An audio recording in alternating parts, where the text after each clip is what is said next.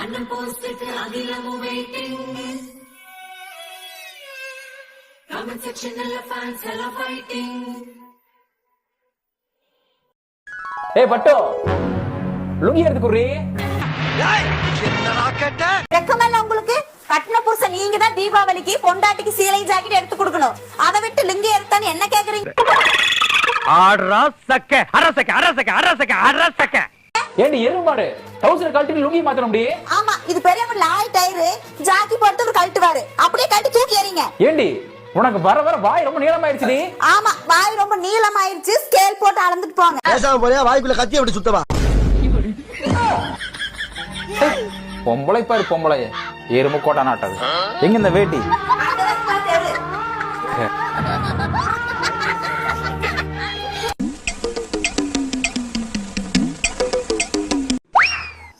அந்த நீ வாயை கொஞ்சம் பெருசா திறன நீ குட்டி குட்டியா திறக்க முடியும். அப்படியா?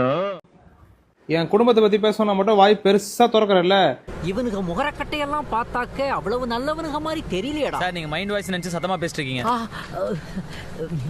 இப்ப துற பட போச்சே. டேய் அது குடுறா.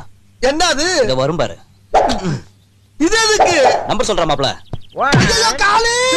ஐயோ காலு! காலு! காலு! அம்மா! டேய் என் ஃப்ரெண்ட் வீட்டுக்கு வந்து போகும்போது அழுதுட்டே போறா. என்னடா சொல்லி தொலைச்ச?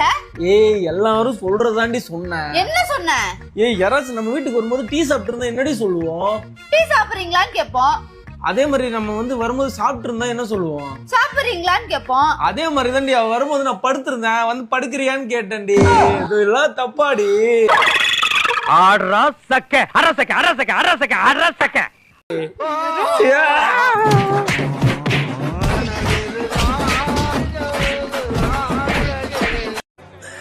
சோலி முடிச்சு. என்னங்க துணி துவைக்கும் போது இதெல்லாம் எடுத்துட்டு கொடுக்க மாட்டீங்களா? உங்க பேண்ட்ல 100 ரூபா இருந்துச்சு. நினைச்சிருந்தா இந்த 100 ரூபா கொடுக்காம இருந்திருக்கலாம்.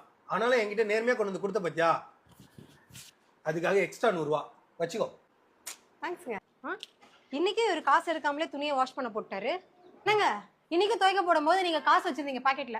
இருந்தாலும் இவ்வளவு நேர்மையா இருக்க கூடாதுமா. உன் நேர்மையை என்னால பாராட்டமே இருக்க முடியல. இந்தா 200 ரூபா சேர்த்து 400 ரூபாயா வச்சுக்கோ.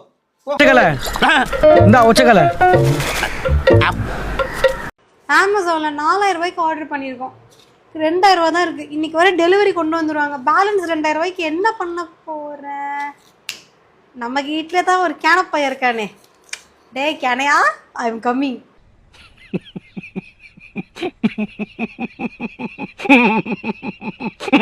உங்ககிட்ட நான் எத்தனை தடவை சொல்லியிருக்கேன் துவைக்க போடும்போது பேண்ட்ல காசு வைக்காதீங்கன்ட்டு. இன்னைக்கு பாருங்க 2000 ரூபா இருக்கு. மிஷின்ல போயிட்டா இந்த காசு கிழிஞ்சிருக்காதா?